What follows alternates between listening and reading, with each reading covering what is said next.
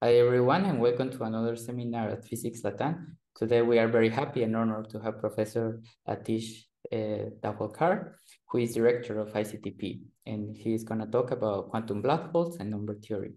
Professor Atish earned his PhD degree at Princeton University in 1990 under the guidance of Jeffrey Harvey. After working as a postdoctoral associate at Rutgers University and Harvard University, he has spent 2 years at the California Institute of Technology as a senior research fellow before returning to India to join as a professor of the Tata Institute of Fundamental Research until 2010. In collaboration with Harvey, he identified a spectrum of supersymmetric states and initiated the study of supersymmetric solitons in string theory, which play an important role in the discovery of duality symmetries in string theory and later in the study of quantum entropy of black holes. He collaborated with Samir Murthy and Don Zagier to discover the connection between the quantum entropy of black holes and the mathematics of modularity forms, which is a study who Ramanujan did maybe a century ago. He will mention more of this later on.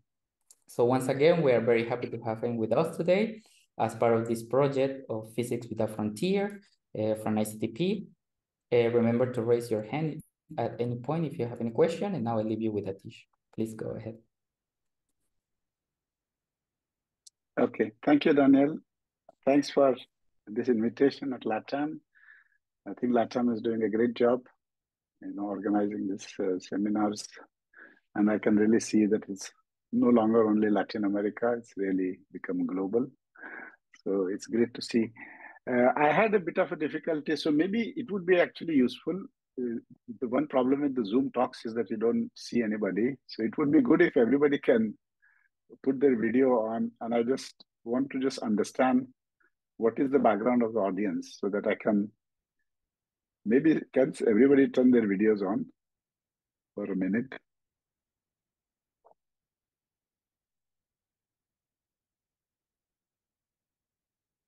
I see some familiar faces like Imtak and yeah, so Imtak, this talk is not meant for you. Yeah, this is my room.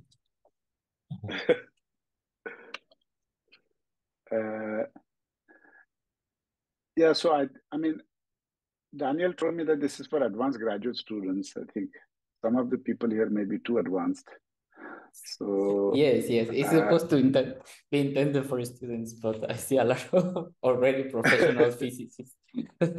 Professional physicists, but okay, I will. Therefore, it's going to be difficult. But I don't want to leave the students behind, so I will try to keep it, really starting from the beginning. And I can assume that everybody has done. Everybody knows about black holes and Hawking's formula and things like that, right? So this I'm going to assume, and a bit about string theory, and not a lot about string theory. Okay, so in the past, maybe I would say 20 years or so, we have uncovered some very beautiful connection between the quantum properties of black holes and number theory. But number theory is, of course, a tool here, but it's rather remarkable how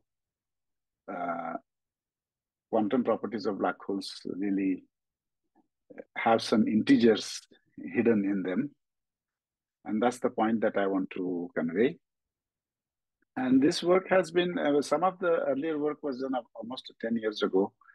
But there has been subsequent quite substantial progress in more recent times in more completely understanding some of the issues that were left open.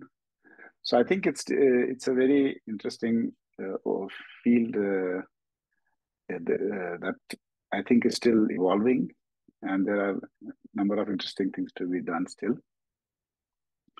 So, so I will start with the motivation for being interested in this question of quantum black holes. So, as you know, all of us who are doing string theory. Sorry, Atish, before you continue, can you hide the camera in the tablet? Because it's covering I part would of like to the hide it. slide. Yeah, it's disturbing, no? I don't know how to hide it. Sorry. Yes. Can I switch it off? Let it press and then switch it to one of the sides. Now, what do I do? I just remove the zoom to another side, like that. Yes, exactly. Okay. Okay, great. Thank you. Is that good? Is that better? Yeah.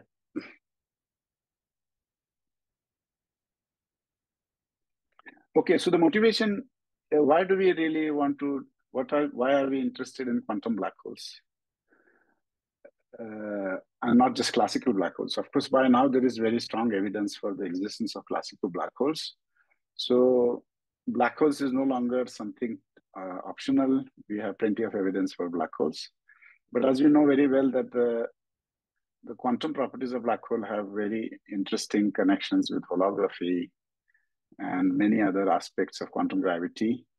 So they become a very important tool for us to understand properties of string theory in regimes to which we don't have access. So because we don't have a super LHC to prove the theory directly at the Planck scale, we don't even know which is the compactification that we should correspond to the real world. So it's the analogy with water is like we don't even know whether we are in the water phase or in the vapor phase.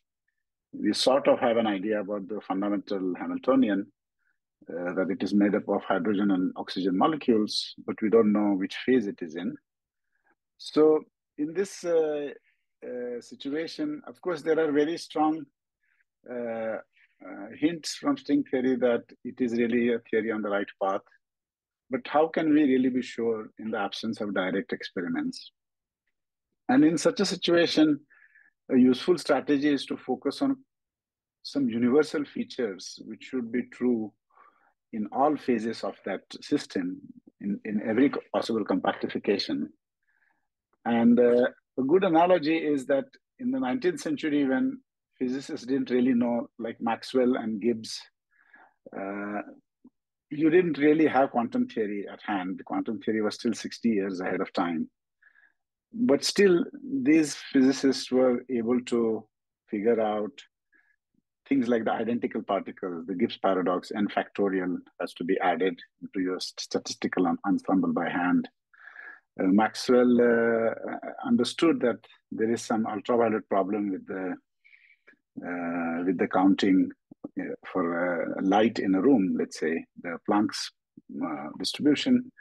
So just by thinking hard about the statistical properties to which you have access, you could learn something also about specific heat of molecules. I think some of these, far-seeing physicists of the 19th century, already in 1860 or 1870, they knew that there was something wrong with classical physics. And that's the kind of analogy I want you to keep in mind, that we want to use, like taking inspiration from the 19th century physicists, we want to learn in 21st century what we can from the information that is available to us. And one of the most important clues is the entropy of a black hole. And as you know, the leading term is the famous Bekenstein-Hawking formula that the entropy of a black hole is area divided by 4.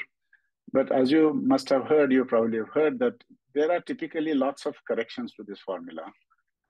They can be, so area is measured in units of the Planck length. So it's a dimensionless quantity. So you can have logarithm of the area, 1 upon the area. You can also have non-perturbative corrections like e to the minus area. So for a very large black hole, only the leading term area over 4 will dominate. But we would like to ask the question, can you even define this quantity in general? And can we compute it? And that's the first question that one has to address. And there are all kinds of questions that arise. It's like considering a finite size statistical system. So when you have a finite size statistical systems, statistical fluctuations are important. And so it matters whether you're doing fixed energy ensemble or fixed temperature ensemble, microcanonical ensemble or canonical ensemble.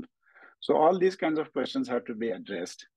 But if we can actually make sense of this, entropy of a black hole gives us very non-trivial information, which is like an infrared window into the ultraviolet physics of the theory, as you will see in a moment. So the question that I want to address, and which will lead us to number theory, is that what is the exact formula? I mean, given any formula in physics, you should understand how to compute corrections to it. Are the corrections large, small? How do you calculate them? And we expect that because string theory should satisfy the standard rules of quantum mechanics and statistical mechanics, if some object has entropy, like a black hole has an entropy, then it must have a statistical interpretation. So this gives a very stringent and universal and extremely stringent constraint on the structure of the Hilbert space of the theory, because any black hole in any compactification, if we can define its entropy and calculate it, it should be interpretable as an ensemble of quantum states, including all these finite area quantum corrections. And it should compare with the logarithm of the dimension of some subspace, log of the number of microstates. So the question becomes, can we really compute both sides? And then this leads to all kinds of questions. Is quantum gravity emergent or is it dual? It's very closely related to quantum holography, as I will explain. Localization, and it looks like a very hard problem, but localization in supergravity provides a very powerful tool to deal with this problem on the side of computing the entropy. And number theory gives us a very powerful tool in dealing with the logarithm of the number of microstates. So dealing with the dimensions of this quantum Hilbert spaces. So first of all, let me now give you a definition. And if you're not familiar with this, you can stop me. I will be happy to explain. But if you take a Reisner-Nordstrom black hole, so let me consider a Reisner-Nordstrom black hole. I guess all of you are familiar with the Reisner-Nordstrom black hole in 4 dimensions. So a Reisner-Nordstrom black hole in 4 dimensions, if you take the near horizon limit of that black hole, it looks like an anti-de-Sitter. So there is a 2-sphere because it's in 4 dimensions. And the near horizon geometry looks like anti-de-Sitter 2. So it's the simplest version, if you like, of the ADS-CFT duality. And the ADS2 space looks like this. L star is some value of the radius of the black hole, which is determined just by near horizon parameters. We will come to that in a moment. There is an electric and magnetic field. So you're considering a dionic Reisner-Nordstrom black hole. So it's like it has electric charge and a magnetic charge. So the magnetic field, you can see there is a magnetic term and there is an electric term. And you have an S2 metric is here. And here, S2 is this metric. And you have an ADS2 metric on this side. So it's basically ADS2 cross S2. And there are some scalar fields because you are considering some compactification of string theory. So there are lots of scalar fields in your theory, in 4-dimensional theory. And this is one of the solutions of string theory in 4 dimensions, compactified, let's say, on some Calabi-Yau manifold. And now you can treat this ADS2 as a holographic, you can use standard rules of holography, keeping in mind some important peculiarities having to do with ADS2 factor. So if you do that, in the classical theory, the near horizon values of the radius of ADS, electric fields, everything basically gets completely fixed by the charges of the black hole. So you get these values which are all determined by the electric and magnetic charges. The L square is the size of the ADS, the electric field, and the values of the scalar field. This is known as the attractor mechanism. It's attractor because you can start with whatever values of the scalar fields that you have at infinity. But by the time, this is a very important property of the ADS2 geometry of the black hole.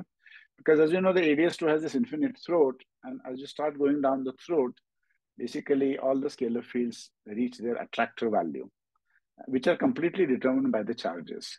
So that's very encouraging because otherwise, so that means that the entropy or whatever quantities that you're computing in the near horizon will be determined only by these integers. So Q and P are some vectors of integers.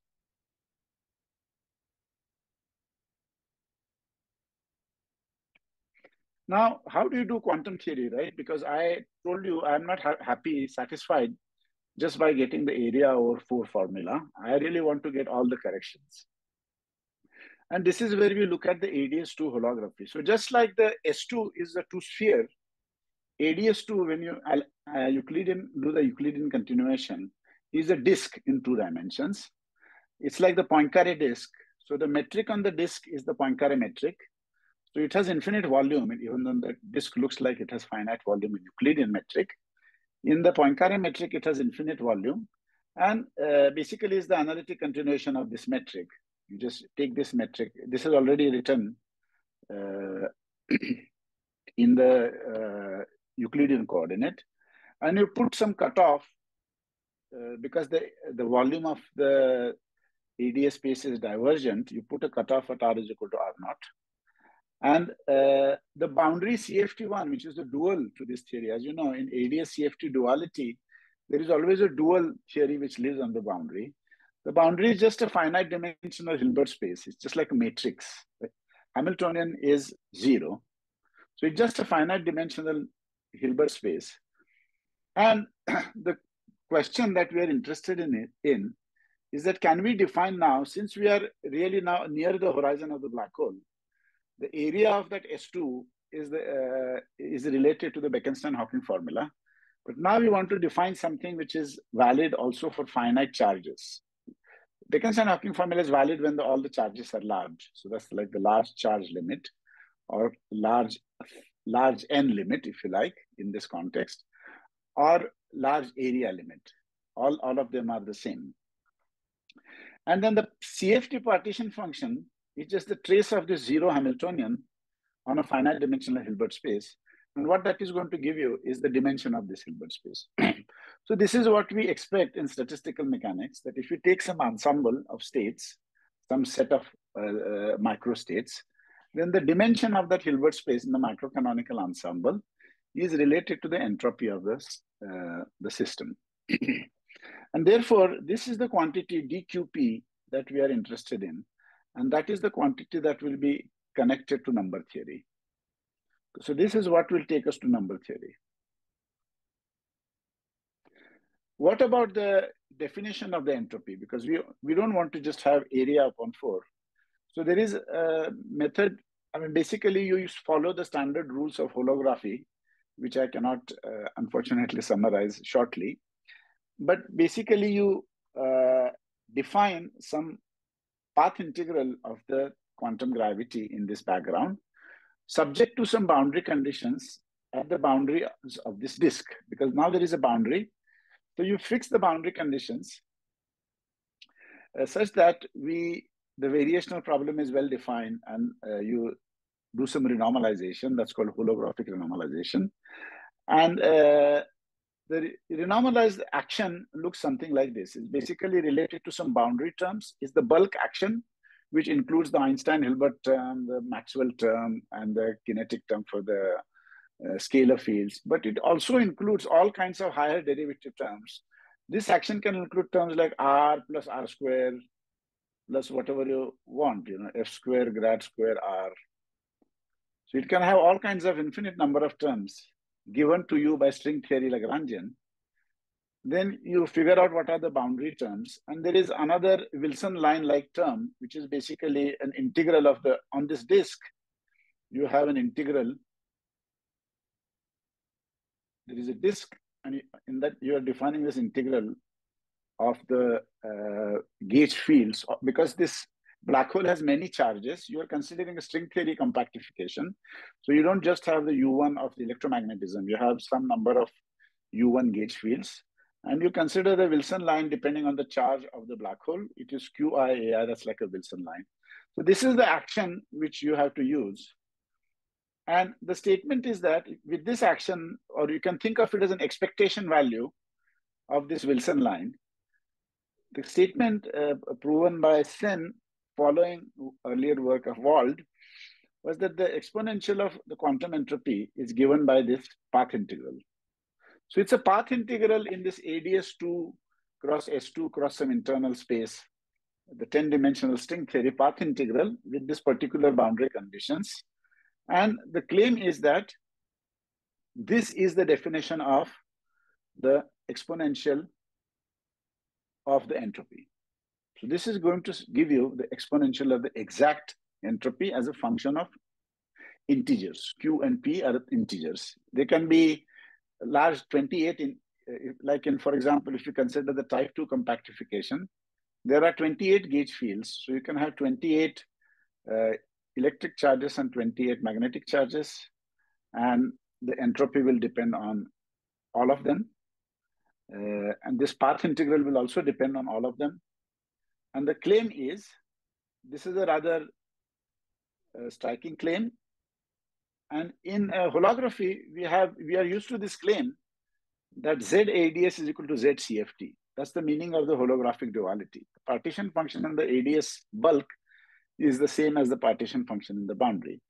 But ADS is a theory of gravity in one higher dimensions, etc., etc. And nobody has really, most of the work in the last 30 years has focused primarily on using gravity to understand properties of quantum field theory. Here, what we want to do is we really want to compute finite n corrections or finite Planck length corrections, finite area corrections, and check whether holography really holds at finite n. And quite surprisingly, we can go very far in some of the simple examples that I will consider. So this is the problem that I can pose it for you. So we have two quantities, one coming from the gravity side on the left-hand side, the other coming from the quantum mechanics side. So we are trying to do quantum gravity, which means we are trying to unify general relativity, which is on the left-hand side, with quantum mechanics on the right-hand side. A black hole is a solution of general relativity, or some generalization of general relativity, including all these extra fields and U1 gauge fields, scalar fields. So it's the Lagrangian of the string theory. It's the gravitational action of string theory. That is on the left-hand side. And in that, you find a solution which is a black hole solution, whose near horizon geometry is determined by these charges, ADS2 cross S2. As we know, in string theory, such a state is described by some complicated configuration of branes wrapping in some internal manifold. So you have 10-dimensional string theory compactified on some 6-dimensional manifold, and you can have some complicated brane, wrapping this 6-dimensional space, and that's going to look like a point particle in 4 dimensions, and that is the black hole. At the strong coupling, it becomes like a black hole, or when the charge is large. We have defined the quantum entropy by this path integral in this gravitational path integral. On the right-hand side, it is just related to dimension of some Hilbert space. So it's quantum mechanical. One left-hand side is gravitational, right-hand side is quantum mechanical. Left-hand side has ADS2, right-hand side has CFT1. On the left-hand side, we are dealing with quantum geometry. On the right-hand side, we are dealing with Hilbert spaces. And on the left-hand side, we will be dealing with some path integral. And on the right-hand side, we'll be dealing with number theory. So that, I think, is my introduction to this talk, that the connection is that number theory enters in the definition of this number of microstates, computation of this number of microstates of a black hole. So it's a quantum generalization of the equality between Bekenstein, Hawking, and the Boltzmann formula, which was noticed by Strominger and Waffa, and also Sen in earlier work. The question is, can we compute both sides? So are there any questions? So this is I'm sort of posing the problem. If there are any questions or comments, please let me know. There is one comment. Okay, all right. So as you know, we are living in, let's say we have a black hole in 4 dimensions, which is shown here. It's going to look like some kind of a black hole. These are your 4 dimensions going this way. And these are your 6 dimensions. And you have some complicated brane wrapping this internal manifold. And it's going to look like, if you're an insect living on this wire, a 4-dimensional space, it's going to look to you like a black hole. And the simplest, just to set the stage for those of you, for the advanced graduate students, let's take the simplest rather than launching into deep brains and more complicated brain configurations. Let's consider the most fundamental object in string theory, which is the string itself. So you can take a string that is wrapping W times on some internal circle, and it is carrying some unit of, it is oscillating, so it's carrying some momentum in units of momentum. So this is going to look like a black hole with two charges, two electric charges. One charge, quantized charge, will be W. Another quantized charge will be N. So you can basically, in this way, get black holes from strings. A class of black holes in string theory can be described in terms of these oscillating strings in 26 dimensions. 26 because this is a black holes in heterotic string theory. So as you know, the heterotic string theory has right moving, so I'm considering heterotic string theory. So you have right moving superstring.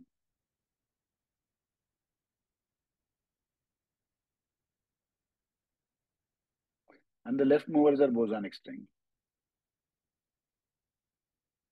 And the bosonic string lives in 26 dimensions because you have this some internal gauge group E8 cross E8 or SO32, which gives you a 16-dimensional internal torus, and you have 10 dimensions. And then if you remove two light cone directions, you're left with 24 dimensions. So if you have a string, then it can only oscillate in transverse directions. So the problem is, it looks like a point-like object, but it can oscillate in many different ways in the internal space and with some total energy. And the total energy of oscillation is determined by these charges N and W, as I will mention. So you basically have a black hole, which is an extremal black hole, like a Rasmussen black hole, whose mass is determined in terms of charges. In the same way here, the energy is determined in terms of the two charges, N and W. And there are many different ways the string can oscillate in these 24 transverse directions. And this actually relates to a very famous problem in number theory, which is what are the different ways of partitioning an integer? So this very concrete physics problem in string theory of computing the number of microstates of a black hole reduces to the problem of computing the number of ways you can partition a large integer. And this is the problem to which Ramanujan, together with Hardy, found a very beautiful solution to. And so that's one connection. And you will see many such connections with the work of Ramanujan when you're dealing with black holes. So now your problem is to count the number of states of a string that is oscillating in 24 different directions. So of course, you can do this problem using our field theory methods. You have 24 bosons, left moving bosons in 1+1 dimension quantum field theory. They satisfy both Einstein statistics. So you can just calculate the total energy is N. So you can just calculate the partition function for some temperature and do some, first to do the canonical ensemble, and then you do some Laplace transform to get the number of states. Now, of course, in a string, because the string, the modes of the string, the Fourier modes of the string are also quantized. The oscillations have frequencies which are labeled by an integer. So you have basically 24 different types of oscillators, let's say 24 different colors, and which all of them have integer frequencies, 1, 2, 3, 4, like that. So the total energy N has to be divided in so many oscillators in so many different ways. So this is basically a free boson problem in 1+1 dimension. But you can look at it as a number theory problem. This was a problem of partitions, like where Ramanujan made an important contribution. So suppose I give you an integer like 3 and ask you partition it using two different colors. So you can write it as 1+1+1 all green, or 1+1 all red, or you can write it in so many different ways. 2 green, 1 red, and so on. So there are 10 ways. So here I would say that P2 of 3 is 10. And what we're interested in is computing, let's say, P24 of 3. Now, now there are many more possibilities. It's a rather complicated problem. And in fact, we are more interested in computing for any general integer n. So that's the problem. But of course, we know how to do this. We just do the path integral. This is the path integral because you basically see that you have an oscillator. Suppose you have an oscillator with frequency equal to 1. Then the Bose-Einstein statistics will give you, like, you'll have energies like e to the minus beta h bar omega plus e to the minus 2 beta h bar omega plus dot, dot, dot. So this can be summarized as 1 minus e to the minus beta h bar omega. And if h bar omega is beta h bar omega in some units, sorry, if h bar omega is n, you can write e to the minus beta as q. So this will give you 1 minus q to the n, 1 minus q. If h bar omega is 1, it will get 1 minus q. If h bar omega is n, it will give you q to the power n. And there are 24 different types of objects. So this is the partition function of the left moving bosonic string, but I'm just explaining it as a partition problem.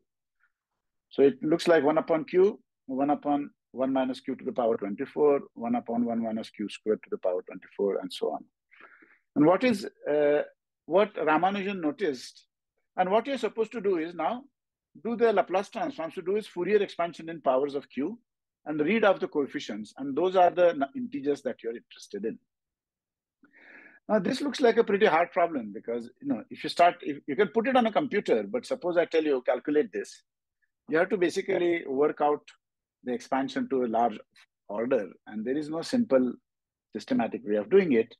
But because it's a modular form of weight minus 12, when you add this 1 upon q, which is actually the ground state energy in this problem, you get precisely one of the most beautiful functions, which is known as the Jacobi discriminant function. This one, 1 upon q, or it's also known as the Ramanujan function.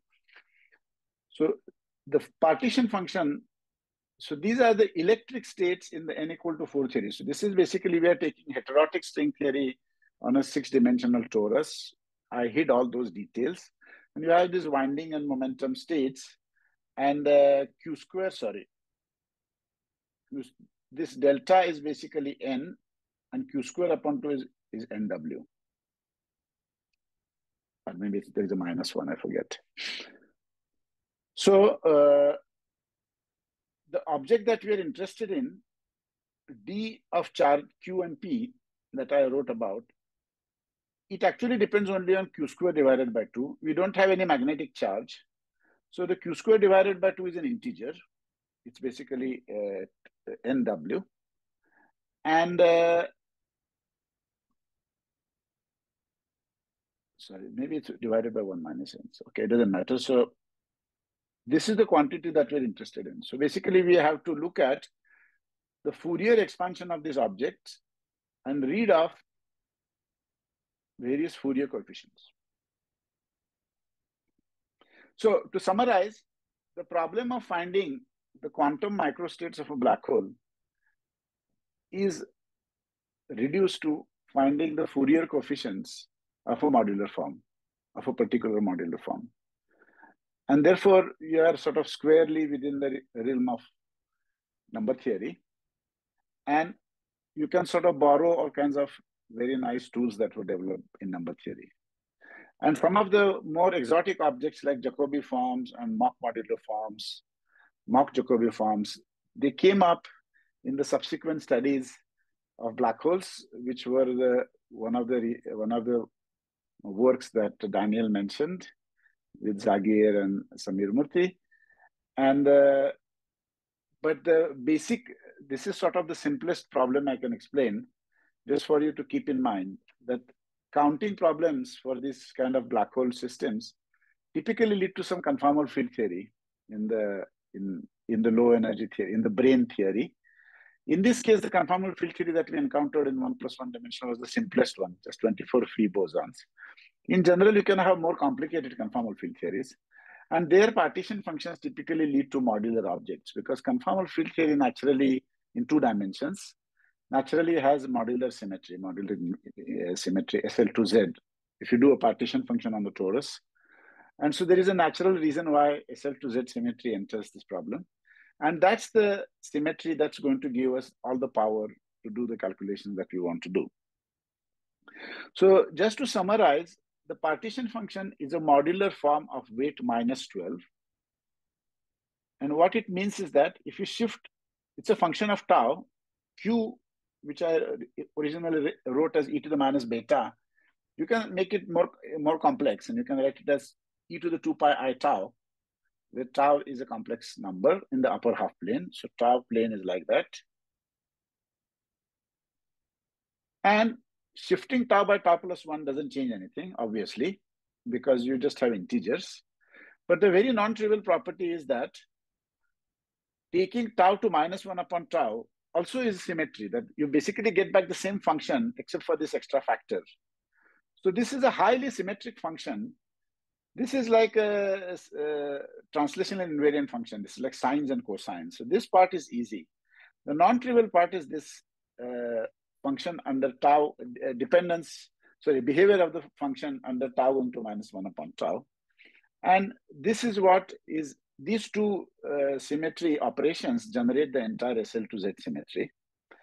So let me now give you, so far I have explained to you why we are interested in quantum black holes. Then I have explained to you what we are trying to compute on both sides.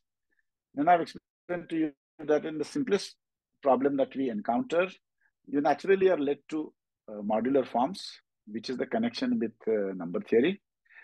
And now I will explain to you a few facts about modular forms. So are there any questions at this point?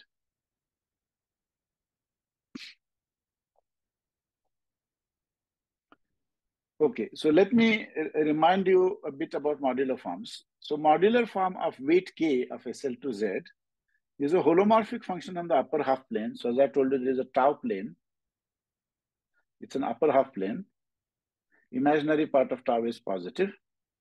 That transforms in this manner.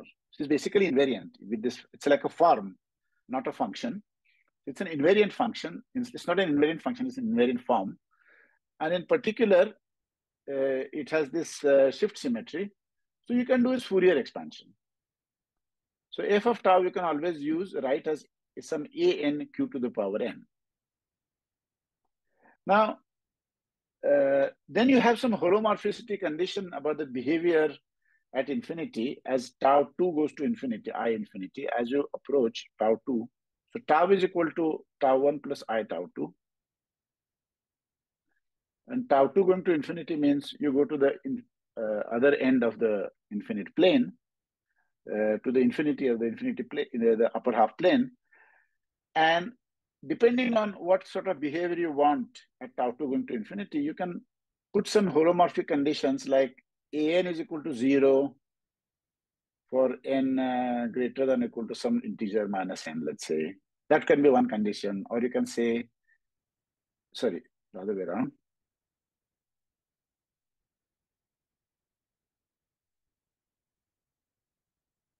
So an is equal to 0 when n is less than some integer, let's say negative integer. Or you can say that an is equal to 0 for n less than or equal to 0. So depending on that, it's called a holomorphic modular form or a cusp form, etc. There are basically some holomorphicity conditions that are put on this. Now, if you look at the holomorphic modular forms, basically, which means that it only have, it does not blow up at infinity here. So it only has positive or non-negative coefficients in this Fourier expansion. Then the ring of one of the very powerful theorems is that the ring of modular forms is generated by just two Eisenstein series. So Eisenstein series is some well-defined function, E4 tau. So there are two functions. You can define them very simply actually, but I won't go into it. But just imagine there are two functions whose properties are known. Then what you can show, and their weights are 4 and 6. So the the theorem says that a ring of modular forms is generated by these two Eisenstein series. So for example, if you're interested in constructing a modular form of weight 12, then the only way you can do it is that you can take E4 cube or E6 square. Because when you take a cube, the modular weight adds. So E4 cube has weight 12 and E6 square has weight 12. So any weight 12 modular form must be a linear combination of A and B. And this is what gives a lot of power. And this is like Ramanujan was able to prove all kinds of miraculous identities. And that you can do because, see, generically, if you give me a random function, I need to know all its Fourier coefficients, an. These are infinite number of Fourier coefficients that I need to know. But because of this theorem, if I know, I only need to know two Fourier coefficients here. Because if I know A0 and A1, I can determine A and B in terms of A0 and A1, and this your function is completely fixed. So this is really the power of modular symmetry, that the symmetry is so constraining that just knowing the first few Fourier coefficients, you can determine the function completely. And this was one of the magic tricks of Ramanujan, that you can prove if you sort of secretly know that there is some underlying modular symmetry in the problem and the function has that modular symmetry, then you can just look at the function and you can do a calculation on a slate, as Ramanujan used to do, or on a computer, and check the first few Fourier coefficients. And if you have some good sense for the numbers of the kind of Fourier coefficients that can appear, then you can deduce the full form of that modular function, modular form. Second, very important property of modular symmetry is this relation between f tau going to f of minus 1 upon tau. So if you remember, q was equal to e to the minus beta. So tau 2 is in a way like beta. So tau 2 going to 1 upon tau 2 is like beta going to 1 upon beta. So beta is like the temperature, one inverse temperature of the 1 plus 1 dimensional conformal field theory. In this case, the first case that we consider only 24 bosons. Since you can relate, basically you're taking high temperature to low temperature. And this is a very powerful symmetry because we know that at low temperature, only the ground state contributes. At high temperature, all states are excited, but at zero temperature, only the ground states contributes. So to figure out the behavior at high temperature, you can go to the low temperature by using this symmetry. And just by looking at the properties of the ground state and knowing the ground state energy and the weight of the modular form, you can determine the high temperature expansion of the Fourier coefficients. And this is what led to the Hardy-Ramanujan-Rademacher expansion. This is a sort of a heuristic way of explaining why Hardy and Ramanujan were able to write. So I have explained this now, that it's a highly symmetric function. And our Z tau is a modular form of weight minus 12. And using these properties of SL to Z symmetry of these functions, Hardy, Ramanujan, and Rademacher showed that the Fourier coefficients of modular forms admit a beautiful, exact, and convergent expansion in terms of some complex analytic functions and phases. And even in this very simple problem of 24 bosons, here is the answer that you get. It's very explicit and it's convergent. So the Fourier coefficient Cn, which I wrote down here, which we call P24n or Cn. In our particular problem, Cn are P24n.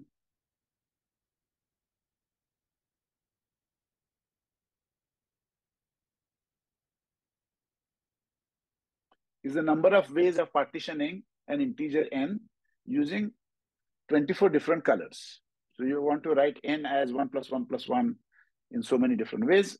And C of n is, this is a counting problem. C of n is the number of ways you can do this. And this is an integer. Okay, it's a number theoretic quantity. But what is on the right-hand side is an analytic quantity. So this is complex analytic.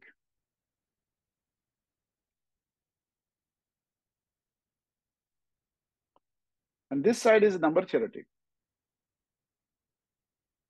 I mean, integers, basically.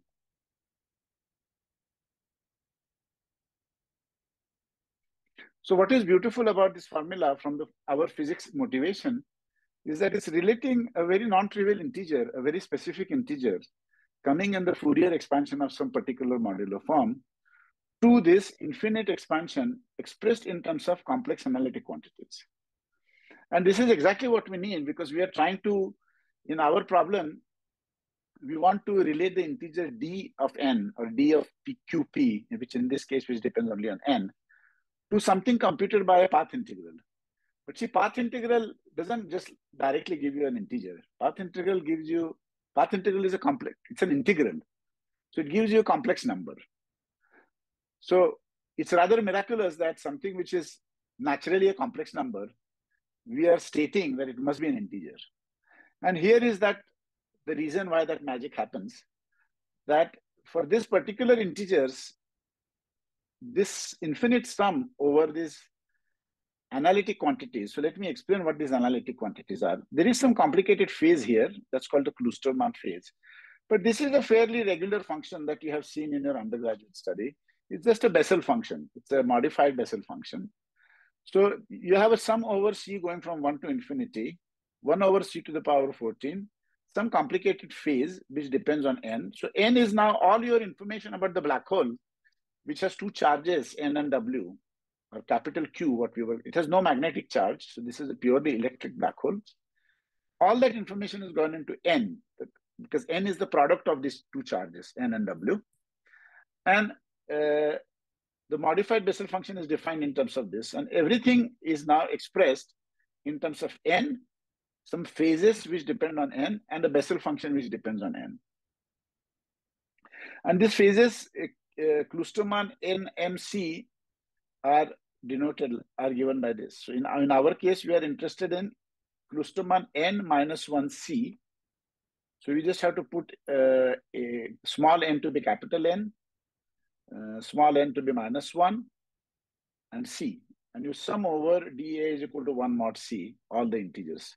So actually, this can be thought of as some kind of a discrete Bessel transform function. So basically, you can think of the integer as a product of a Bessel function and a discrete Bessel function. And you sum over all possible, all this c going from 1 to infinity. Now, there are more complicated situations that arise. For example, if you consider instead of heterotic string, you consider type 2 string compactified on a 6 torus, the next simplest problem. But now you allow for both electric and magnetic charges. So you have some electric charges, some magnetic charges.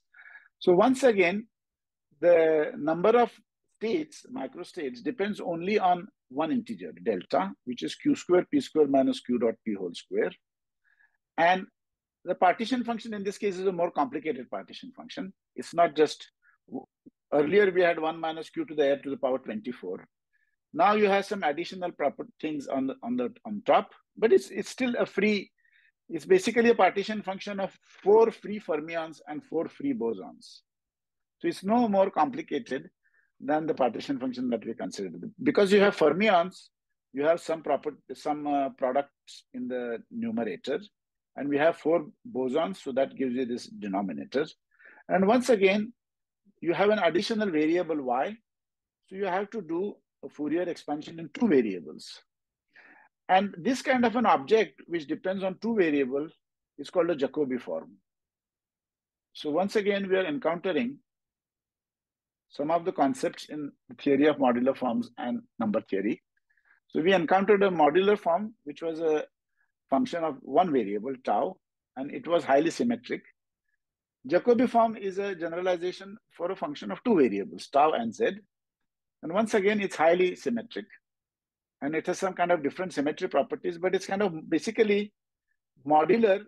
Jacobi form of weight k and index n is basically, it behaves like a modular form with weight k in the tau variable, if you do some modular transformation. And it behaves like an elliptic function in z with index n. The elliptic means, if you remember, elliptic functions were encountered when you were trying to solve the top, rigid body. Euler was trying to solve the motion of a top and things like that. So the elliptic function, you encounter them in many classic physics contexts. And here, the ellipticity simply means that it's essentially translational invariant. So one way to think about it is that think of a torus or an elliptic curve. It is called an elliptic curve, but you can geometrically think of it as a lattice of points, a torus, a complex in a complex z plane. So z is like a coordinate on this plane, and tau is the complex structure parameter of this torus. So this is how you think about it. And now you can make, if you're identifying this with this, and you're making a torus by identifying this side with that side and that side with that side. All these sides are identified in the end. You get a torus, and clearly translation z going to z plus mu, which will translate it this way, and z plus lambda and mu are integers. So z plus lambda tau plus mu, you basically want to get a function which is periodic, doubly periodic. Of course, you cannot get a doubly periodic function without poles. I mean, you'll basically then be led to a Weierstrass function, but you allow for some phases to avoid that. So it's, roughly speaking, it's like a almost a periodic function, but it picks up phases as you do the translations. So it's like, you can think of it as a section or something like that. Okay, but the main property is that it's highly symmetric in the z variable. It's basically periodic in the z direction, translations of z, and it is basically symmetric invariant under modular transformations with appropriate weight. So again, because of the symmetry, the ring of Jacobi forms is also completely determined. This is one of the important theorems of Eichler and Zagier. So there also we have some kind of a complete classification theorem. I mean, the ring of all Jacobi forms with some holomorphicity property is finitely generated by just and again, by using those kinds of modular properties, in this more complicated problem, now we have a dionic black hole, a more complicated dionic black hole.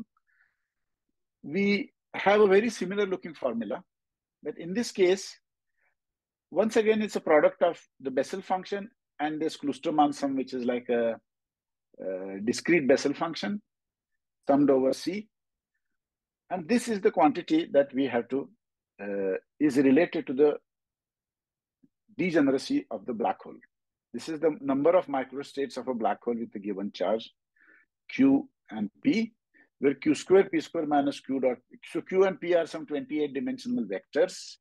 Q square, P square is some Lorentzian inner product. So it's like products of this, just like we had N is equal to, so we had earlier in our problem of two charges, N and W. You can think of it as a Lorentzian metric. This is Lorentzian because if you diagonalize it, it has 1 minus 1. So it's a Lorentzian metric times half. So this you can think of as some Lorentzian inner product Q square. Using that kind of an inner product, you get Q square, P square minus Q dot P square. And everything then is determined in terms of this discriminant function. And the D of delta, so if you know the Fourier coefficients, then depending on if the Fourier coefficients are, if delta is an even integer, then the Fourier coefficient is related to the degeneracy of the black hole by the extra minus sign. So D of delta is minus of C of delta if delta is an even number. And D of delta is equal to C of delta if C is an odd integer. And already, this is quite striking because in fact, here you already see black holes are telling you something about number theory. Because for a black hole, D of delta has to be always positive. So if this system is really going to describe a black hole, you must conclude that C of delta must have alternating signs. So C of delta are some Fourier coefficients, some number theoretic object, some modular form. And black holes are telling you that the Fourier coefficients of this modular object, the Jacobi form, should have alternating signs. And this, in fact, actually turns out to be true, as we will describe later. So I think this could be, and so the Kloosterman sum in this case is more complicated. So you don't need to look into this.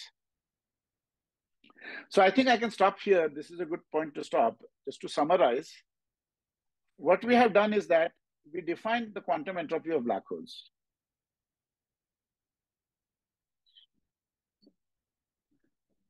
The quantum entropy of black holes we defined by some partition function. So we had a black hole with charge Q and P. Its quantum entropy we defined as W of Q of P. And we want to show that this is equal to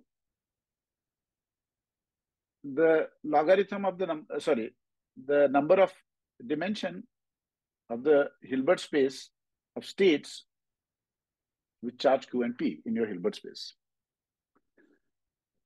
And what I have shown is that this part leads you to number theory. And D of Q and P was just always related to some D of delta.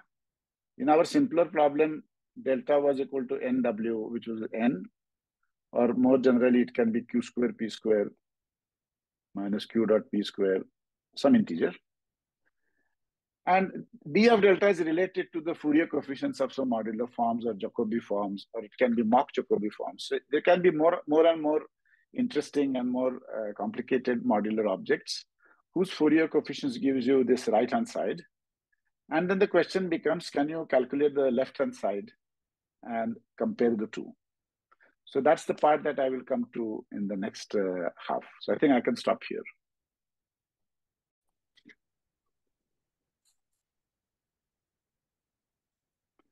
So just to do a recap,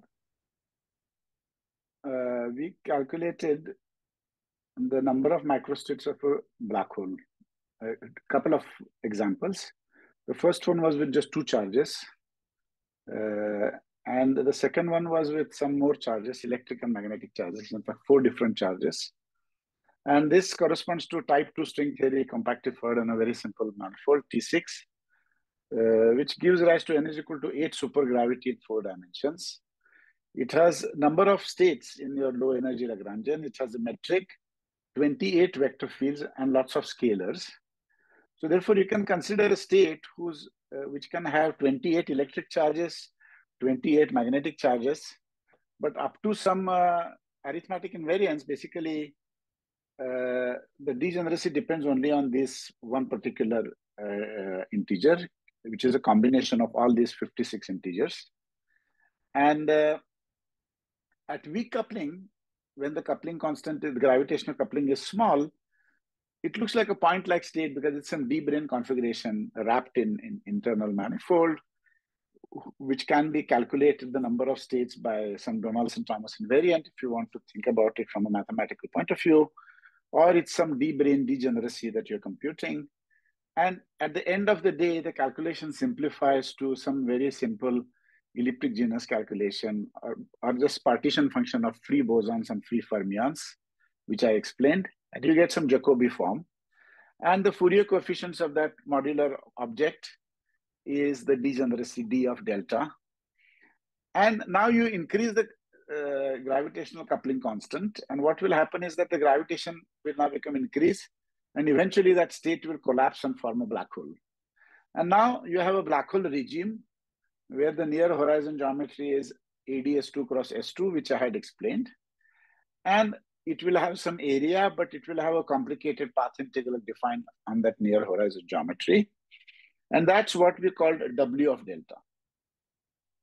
So I showed you how to calculate. I mean, I didn't explain how to calculate, but I explained at least that calculation of D of delta, which is the degeneracy of the black hole, the number of microstates of a black hole, is a very natural number theoretic object related to some enumerative geometric invariance of the internal Calabi-Yau manifold, and using some fancy tools in number theory, you can actually express those integers in terms of some complex analytic functions.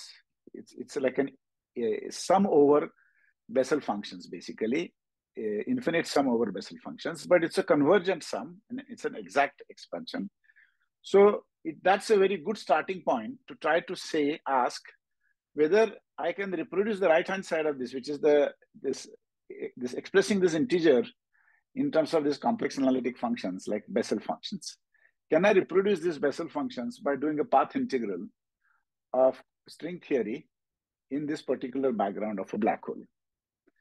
And if you are done any path integral calculations, your first reaction would be, are you crazy? Because as you know, even doing calculations in QED, you can barely, it's a long calculation if you want to calculate the G minus 2 of an electron. And here you're trying to do to all orders. So attempting basically quantum calculations in string field theory, including graviton, everything, looks like very foolhardy thing to do. So we need some strategy for doing this. First of all, string field theory has infinite number of fields. So it's not even like QED where you have finite number of fields. But what you can do is you can integrate out the massive string fields and express the Wilsonian effective action of the remaining massless fields, keeping all the higher derivative terms. And this is where the Gromov-Witten invariants enter the story, that some of these higher derivative terms depend on the scalar fields and the moduli of the Calabi-Yau manifold in a particular way. And those are given by the Gromov-Witten invariants.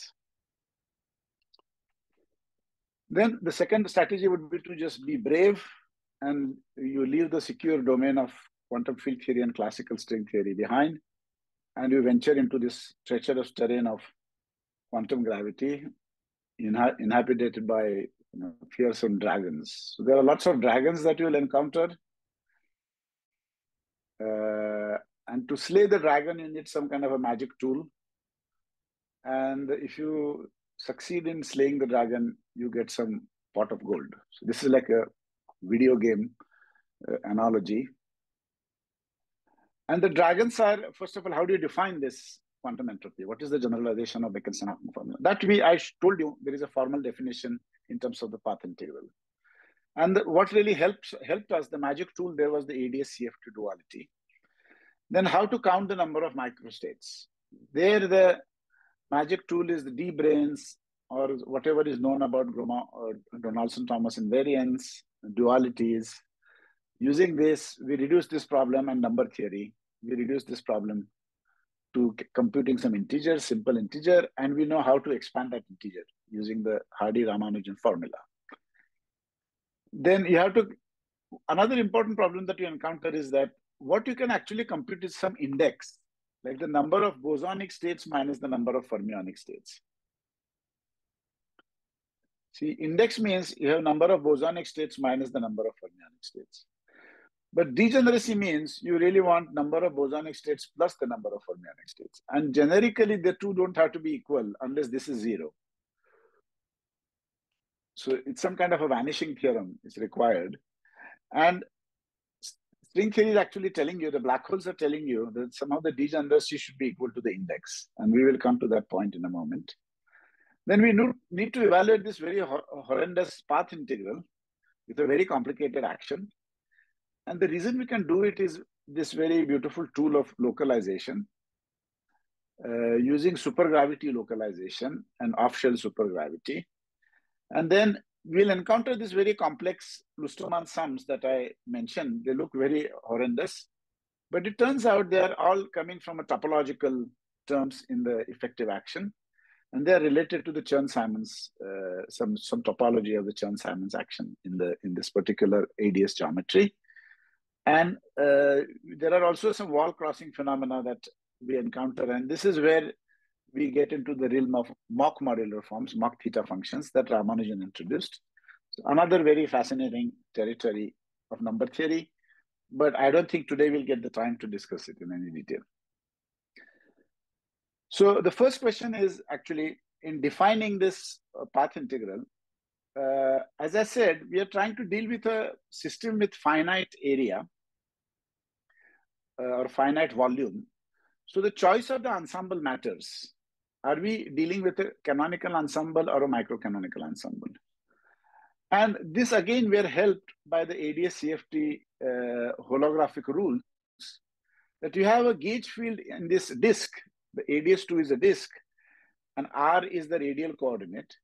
And the gauge field there behaves like a linear term in R and a constant term. And the question is, do you hold this fixed or do you hold this fixed? Mu is like the chemical potential, whereas E is like the electric field.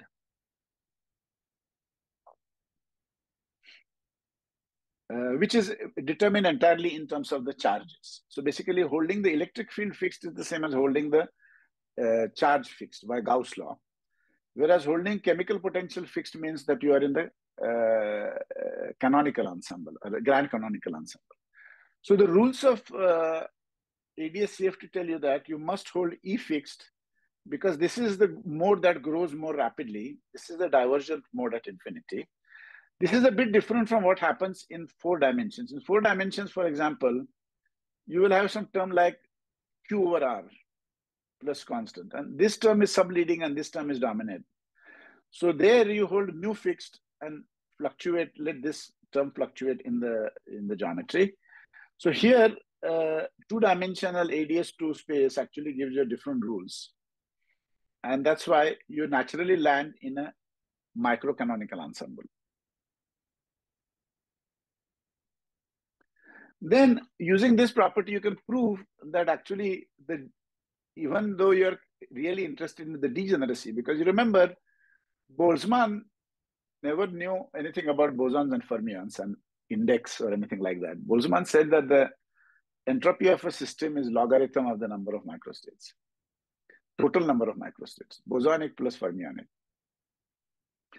But since we are doing a microcanonical ensemble, we don't have the option of, we have to figure out, you're really working with zero spin, because spin is also one of the charges of the black hole. And you are not saying that, okay, I will hold the angular velocity fixed, in which case you are sort of summing over, right? If you're doing you're not computing trace e to the minus mu j, where mu is a chemical potential, in which case you're summing over all possible angular momentum. You really have to be in the microcanonical ensemble, in which case, you know that j has to be 0. So basically, using the fact that you have some supersymmetries and the closure of the algebra, you can actually conclude j has to be some fixed quantity, and you can argue that it has to be j equal to 0. And if j equal to 0, it means that its state is purely bosonic and there is no fermionic state contributing. So therefore, degeneracy is equal to index. And therefore, trace of 1 is trace of minus 1 to the f. Or bosons plus fermions is the same as bosons minus fermions for the black hole states. And this is related to the curious observation that we came across, that this holography of the black hole is telling something to number theory, that the path integral is defined as a generalization of this Bekenstein-Hopling or walled entropy. And it's saying that this path integral must equal the degeneracy, which we argued is not equal, is the same as the index. So it has to be positive. So this is a highly non-trivial prediction from a path integral, that the path integral must become an integer. This is really, in a way, shocking, you would say, because path integral, if you have calculated path integrals in a lambda full theory or QED, you don't get an integer out of a path integral. You get some complex number. You get cross sections and things like that. D delta is equal to W of delta. This is you can think of this as this is a prediction that from gravity, that this index that we are computing must be positive, because index is equal to degeneracy. And in fact, if you look at our example, it's borne out in a beautiful way. If you take delta to be, so you calculate what are all possible deltas allowed for this particular system that we were considering. So if you remember, delta was q square p square minus q dot p whole square. So the only possible values that delta can take are 4, 7, 8, 11, 12, 15, etc. So basically, C of delta is minus 12, 39, minus 56, 152, minus 208. So notice that C of delta are alternating in sign. so that d of delta is strictly positive. So d of 4 is 12, d of 7 is 39, d of 8 is 56. So this would be quite surprising to a number theorist or even a field theorist, because Fourier coefficient of a modular form or the index of a quantum field theory, there is no positivity restriction. It can be positive, Fourier coefficient can be positive or negative. But it's a prediction from black holes and from the infrared properties of the black hole that has to be satisfied by the ultraviolet structure of the theory, because the D branes are some very highly massive states in your theory, non-perturbative states. And those non-perturbative states have the property that their degeneracy must satisfy this property. So C of delta must have this alternating sign. Now, what makes calculation possible is that this Hardy-Ramanujan-Rademacher expansion is ideally suited for really examining this problem in a systematic way, because one of the basic objects that enters this is this modified Bessel function. So modified Bessel function is a pretty simple function. It's basically exponential of s plus z squared divided by 4s. If you remember your Bessel functions, it's a slight modification of the normal Bessel function with some minus signs here. And the index of the Bessel function enters in the power of s here. So index of the Bessel, so I of some general index nu is ds divided by s to the power nu plus 1 of the same kernel. Okay, so the Bessel function is basically defined by this integral. And when z is large, z is like the area of the black hole divided by 4. It's easy to see just by looking at Arfken or some standard textbook on Bessel functions. At large z, when z is much bigger than 1, it has this very nice expansion, exponential of z minus 4 log z. So these are logarithmic corrections. These are 1 upon area, because this is the logarithm of this quantity is the Bekenstein-Hawking formula and its correction. So to leading order, you will get area upon 4, which is the Bessel function, which is the Bekenstein-Hawking formula. But now you will have all kinds of terms, logarithms, etc., c over z. And quite amazingly, all this very complicated function conspires to give you an integer, one of these integers. For example, if you had delta is equal to 15, you want to get the integer 513. It's a very specific integer. So what you're supposed to do is take all these Bessel functions, put z square is equal to 15, calculate it, put all the phases, and you're supposed to get 512. So how do we do this path integral? And the trick that allows you to do this path integrals is what is known as localization. And it was a very beautiful observation by Witten, and based on mathematical results like Dusterman, Heckman localization. And in the physics language, what it means, it follows from the simple fact that you might have some complicated path integral.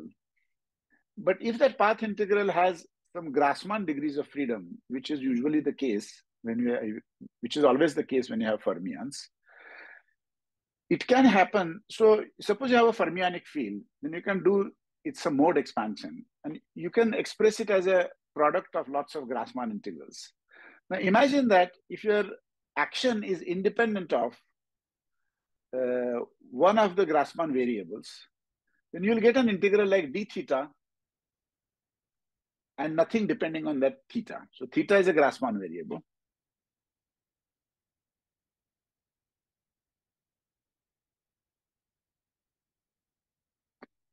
So you know the property of Grassmann variables. D theta, integral of d theta is 1.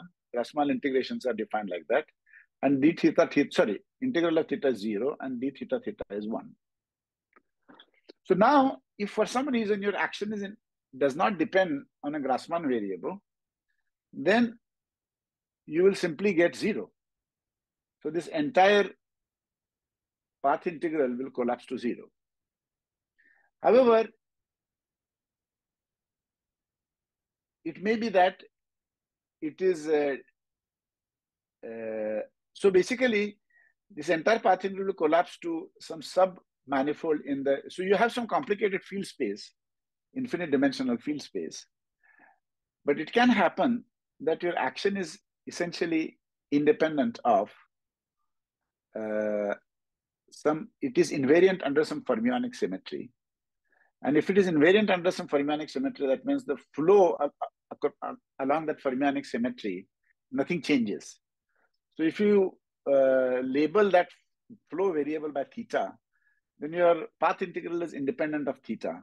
And therefore, using this property, integral d theta is 0, the entire path integral will collapse except at the fixed points of the symmetry.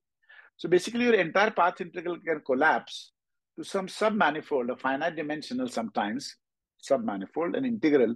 So instead of doing an infinite dimensional path integral, localization often allows you to do a finite dimensional normal integral, Riemannian integral. The question is that can we do this localization in string theory? And this was a work of several people, and some of them also Imtak and many others have contributed to this. This required really, it was a whole industry for a few years. And there were lots of difficult technical problems had to be overcome. And the basic idea for localization is that if you have a supermanifold M, which is like a Bose-Fermi field space on which you're doing the integral with some measure, and there is a odd fermionic symmetry which squares to some Hamiltonian, and if the divergence of this vector field is 0, then you can, that means that the measure is invariant under this, the path integral measure is invariant under symmetry. So that means the path integral measure is invariant under the symmetry, the action is invariant under the symmetry, and Q square is 0. If you look at yourself to the H invariant configurations, that's why it's called the equivariant cohomology. And if H is a killing field, then you can prove basically using some manipulation that your path integral localizes to a critical manifold of some action that depends only on Q and this vector and V. So V is an H invariant fermionic function. So what you do is you start with the path integral that you actually want to do, which is this path integral. You add to it a deformation which depends on some H invariant fermionic function, and you multiply that by lambda. Now, since this action is invariant under H, Q square acting, it's also invariant under Q. And when you take lambda going to infinity, this term is going to dominate. Sorry, lambda going to 0, this term is going to dominate. Sorry, the other way around. Maybe I put, yeah, lambda going to infinity, it's like H bar is like 1 upon lambda.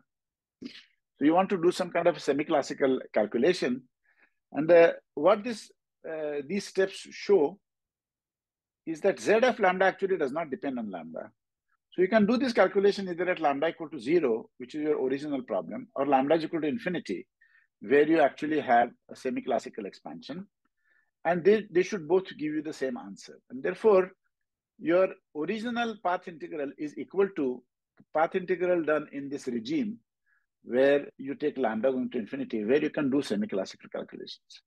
And in fact, in some cases, the one loop calculation is exact.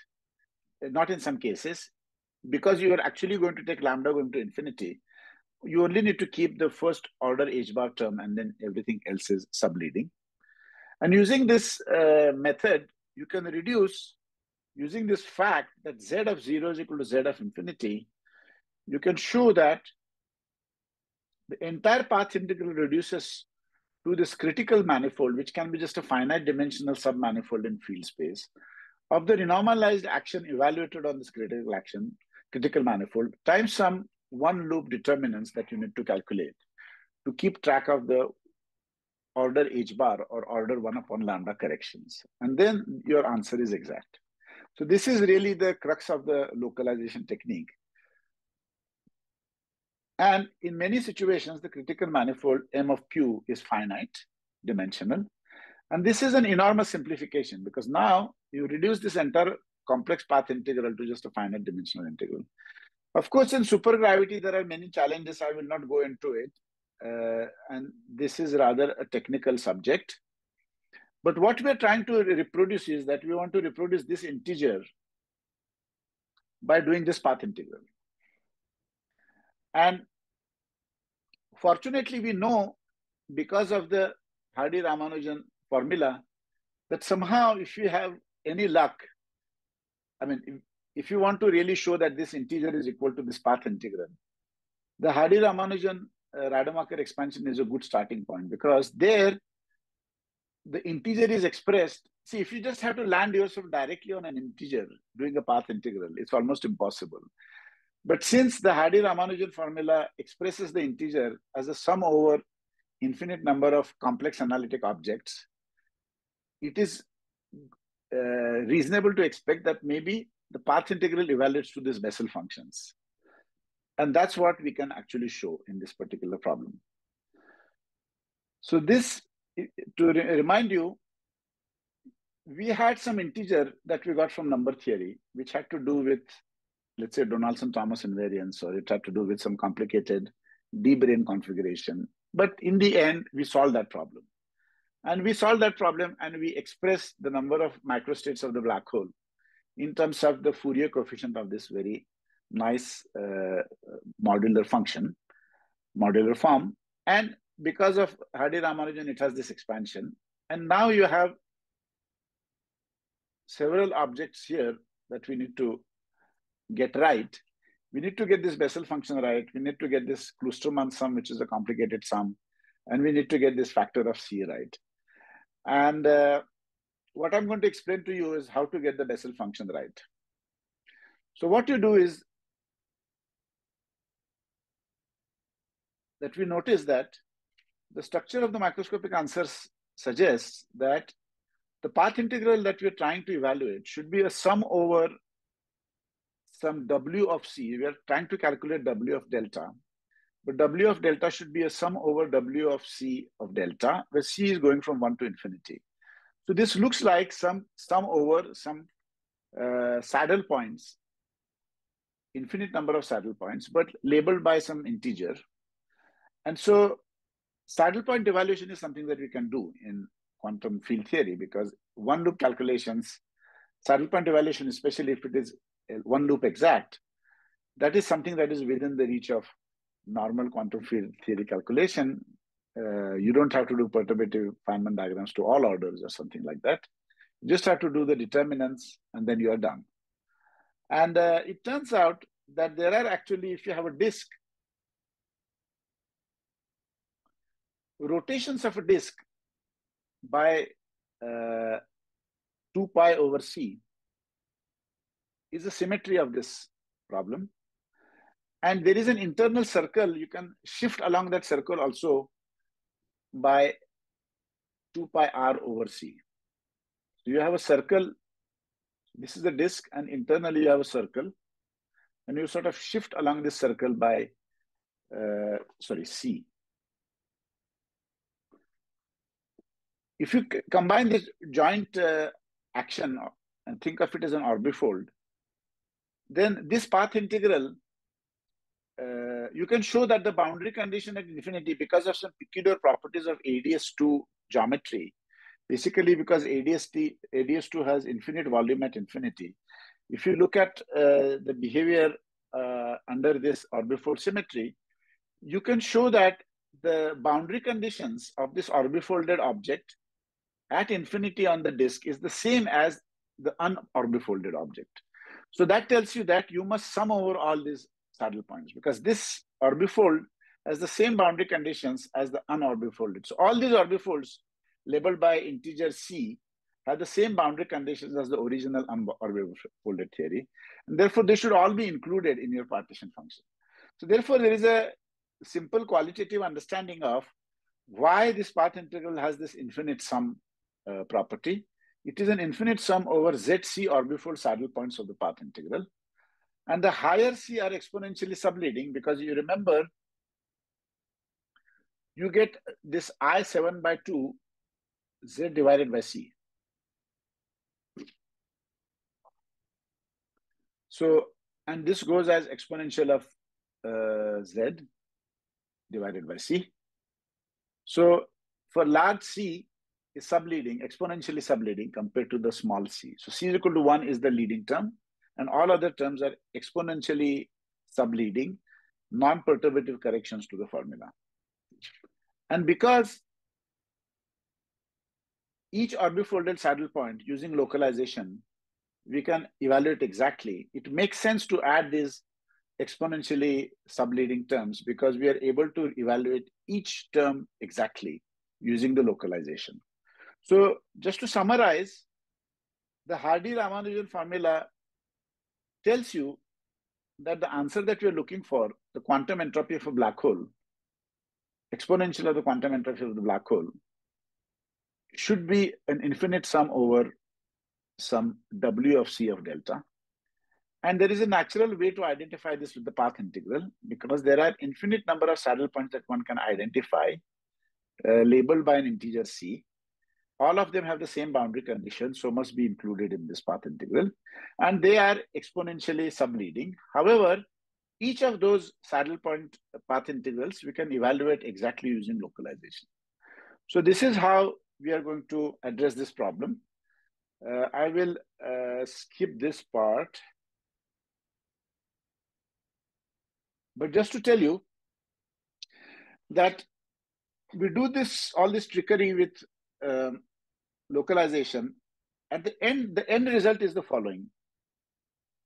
Remember that we started with a four-dimensional theory with some metric G mu nu, then some number of U1 gauge fields, let's call X mu of A. And then there was some number, X mu of I, sorry, A mu of I. And there was some number of scalar fields. In fact, there were 56 scalar fields. If there were, sorry, 28 scalar fields because there were 28 gauge fields.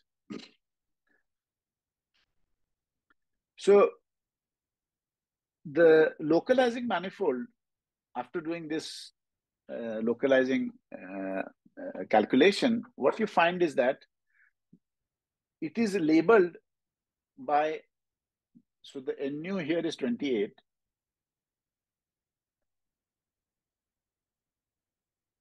In general, but okay, we are actually considering the, sorry, so I should probably not go too fast. So if you consider NV vector multiplets, NV vector fields, then the localizing manifold you can show in n equal to 2 theory, n equal to 2 supergravity, you can show that the localizing solution is given by this. And the localizing manifold is completely specified by these real numbers. So basically, the end result of this calculation is that, just to summarize, sorry, maybe I should go a bit slowly here, otherwise it's becoming, maybe let me introduce.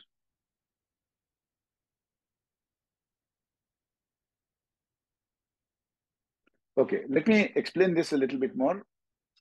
So what we're wanting to do is that we want to do a calculation W of delta, which is the path integral.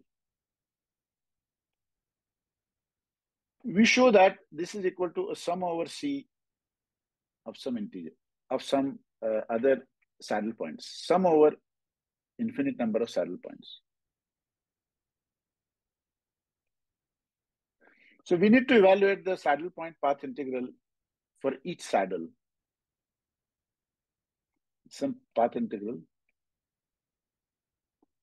with some boundary conditions.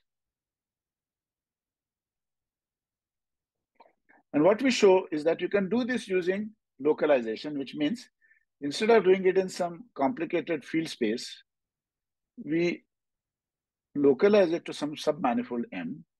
And that submanifold M is actually labeled by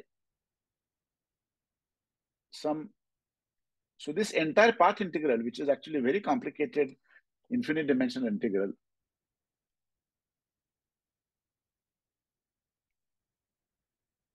and it depends on C. It collapses to a finite dimensional integral on this submanifold, which is parameterized by some finite number of scalars. So therefore, we reduce the entire path integral into an infinite sum over these saddle points, and each saddle point is just a finite integral of some effective action that you need to evaluate. And that's what we are going to now do, that the effective action that we are going to evaluate depends on the charges Q, depends on the electric charges and the magnetic charges. And it depends on the electric field at the horizon, which depends on the electric and magnetic charges. So it's almost also determined. And these CIs, which are just real numbers. So what is remarkable here is that I want you to appreciate is that when all the dust settles, the path integral, let's say C is equal to 1 first. For C is equal to 1, the path integral reduces to a finite dimensional integral over some number of C fields. And in fact, most of them are Gaussian integrals.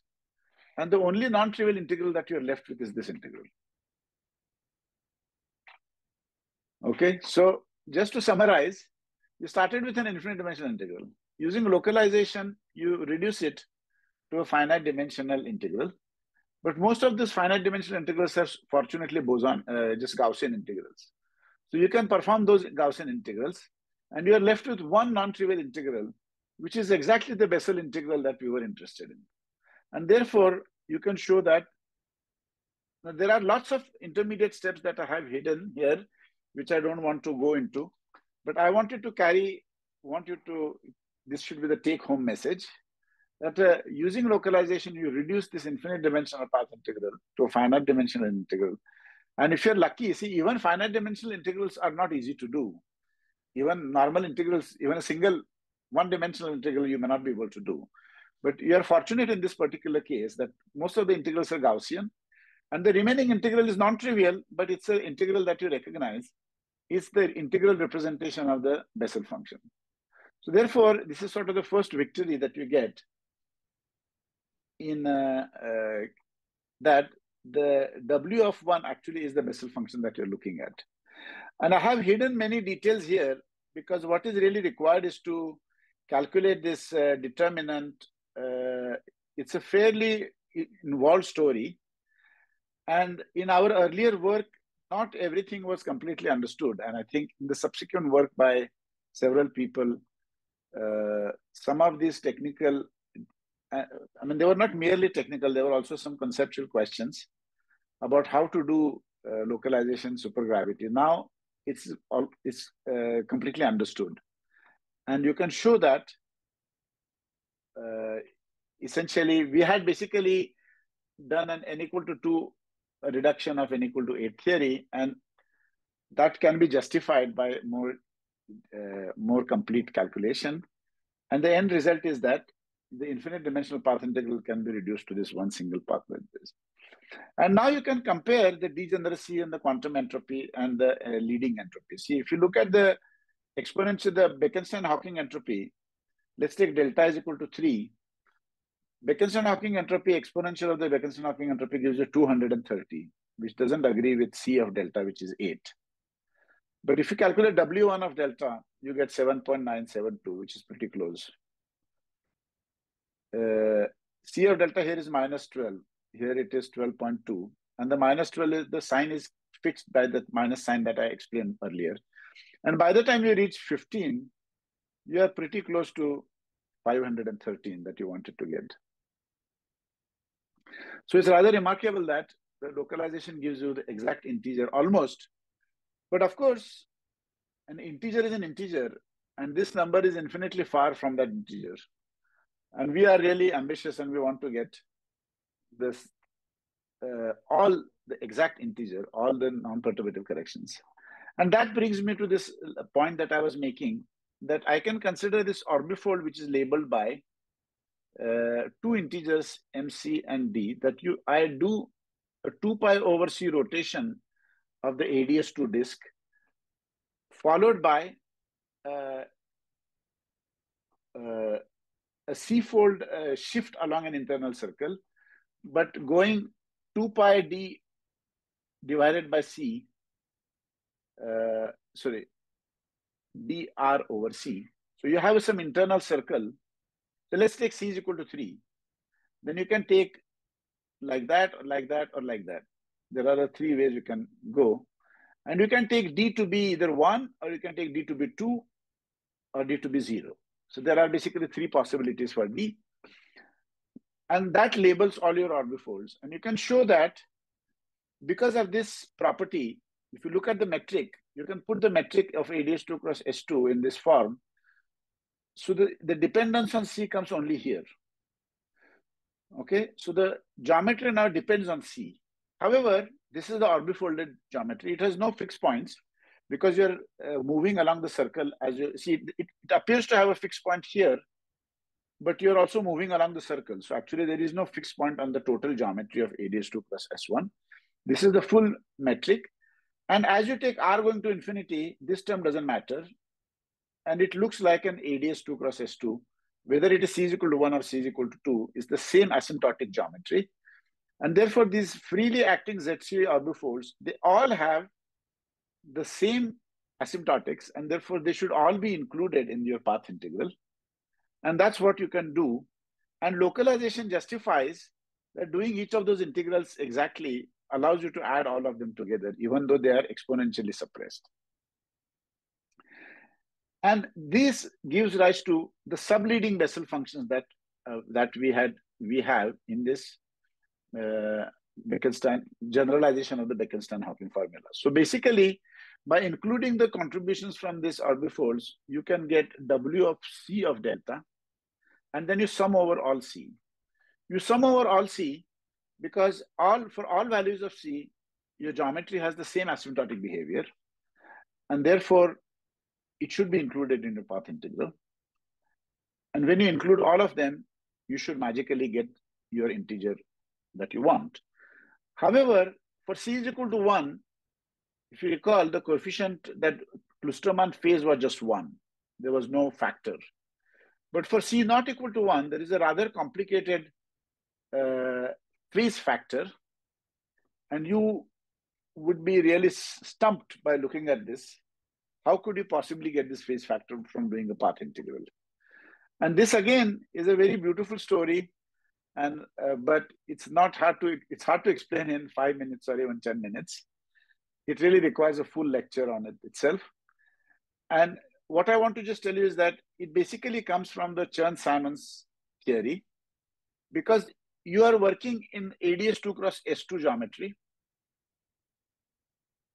Sorry, S1, but you have also added an S1 geometry on which you are carrying out this. If you look at this, we have added some internal circle. So originally we had a 4-dimensional black hole, which was ADS2 cross S2. But we borrowed one of the internal circles to do this shift. And this is the combined metric of the ADS2 cross S1, which is, you can identify as an orbifold of an ADS3, basically. It's some SL2Z transformation of the thermal ADS3 geometry, labeled by 2 integers, C and D. And in that ADS3 geometry, there are some Chern-Simons terms.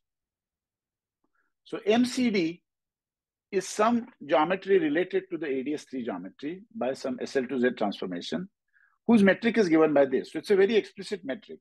MCD is this very explicit manifold with this very explicit metric. And in this manifold, there are Chern-Simons terms for all the gauge fields that are there in theory, with Chern-Simons action of this form, A wedge dA plus 2/3 A3. And there are some U1 gauge fields, some SU2 gauge fields, SU2R gauge fields. And in a very satisfying way, all the different terms in this Kloosterman sum come from contributions from this Chern-Simons terms in the effective action. So again, I will not go into this. This is too much detail, but it's rather surprising that this very complicated terms like this one, for example, they all arise from the Chern-Simons terms, which are naturally present in string theory. So this is a extremely stringent constraint on string theory that you are not allowed to, because once you go beyond the Einstein-Hilbert action, all the details of your ultraviolet theory really reflect themselves in the effective action. And you can have some Chern-Simons terms, you can have some higher derivative terms. All of them have to be taken into account if you want to reproduce that particular integer that we were interested in. So remarkably, the ADS path integral reproduces all the details in this particular example. And a path integral, which is a complex analytic object, continuous object, yields an integer, which is a number theoretic discrete object. So it's really number theory on the horizon of a black hole. There is some integrality intrinsically present on the horizon of the black hole. The horizon of the black hole knows about this particular integer 513 by doing this path integral. And all these various bells and whistles of string theory that we had to put in, very specific action of string theory, the specific field content of string theory, all the specific Chern-Simons terms, when you put them all together and do the path integral carefully, you find that they combine in a beautiful way to yield exactly the integer that we got from a number theoretic calculation or from the enumerative geometric calculation. We calculated some Donaldson-Thomas invariant. See, Donaldson-Thomas invariants are defined, but to actually calculate them is not easy in general. In this particular case, it is calculable using some D-brain technology and duality. So using physics technology, you can actually calculate these Donaldson-Thomas invariants explicitly. There are not many examples where you can do these calculations explicitly. So T6 and K3 cos T2 are a few examples. For a generic Calabi-Yau, this is a very difficult problem, and you don't know how to extract these integers. But here is an example where you can actually calculate very precise integers, 513. And on the right-hand side, you do the integral. And that is the pot of gold. After sort of playing this dragon and dungeons game, and you sort of go through these calculations and you slay all the dragons using all kinds of various techniques that we had to use. And remarkably, you get precisely the integer that we were after. So this is an infrared window into the ultraviolet structure of the theory, because the path integral is defined only in terms of, in a way, by the low energy massless fields. In terms of the low energy massless fields. Of course, we use some non-renormalization theorem to argue that some of the higher derivative terms don't make contributions and so on. But a lot of the essential features come from Chern-Simons terms, two derivative terms, which are present in the low energy theory. And we are deducing something about the ultraviolet structure of the theory, namely the number of D-brain bound states, or the Donaldson-Thomas invariance of the internal Calabi-Yau manifold, which is a very ultraviolet object. So it counts with precision non-perturbative states whose masses are much higher than the string scale. And so this is really I would say, a rather impressive and very highly non-trivial stringent test of the internal consistency of string theory. So I think it's an important point. It is not sufficiently appreciated that it's not only that string theory is able to get the leading area upon 4 in some examples like Strominger-Waffa considered, but in some of these examples, you can really go to all orders, include perturbative and non-perturbative corrections, and get the full answer. So this is an extremely, extremely stringent consistency condition on string theory, because if any one of these terms had a wrong coefficient, you would not get this integrality. So it tells you that, I mean, it gives you some confidence that we don't yet know whether string theory can be connected to experiments, but at least we can be sure that much like the 19th century physicists that we are actually seeing some aspects of quantum gravity in a theory which is really very stringently internally consistent. So just to summarize, for a class of black holes, we can compute all perturbative and non-perturbative corrections to the Bekenstein-Hawking area formula. We can calculate the corresponding degeneracy using number theory. So that's the connection between quantum black holes and number theory.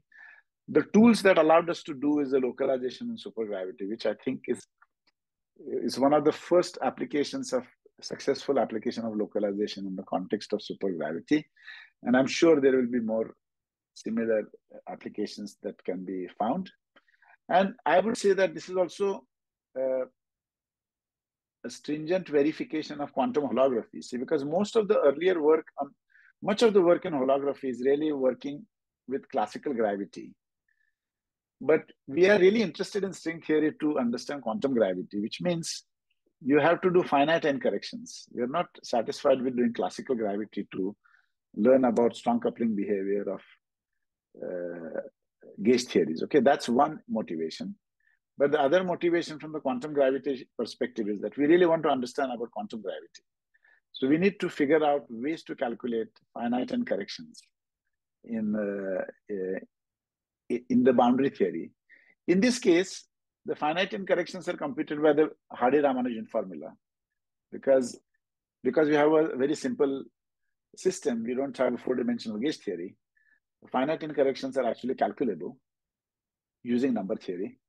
And using localization, we can calculate the path integral, and the two agree. So I think I can stop here. Maybe this is a philosophical comment, which I can stop here. I will stop.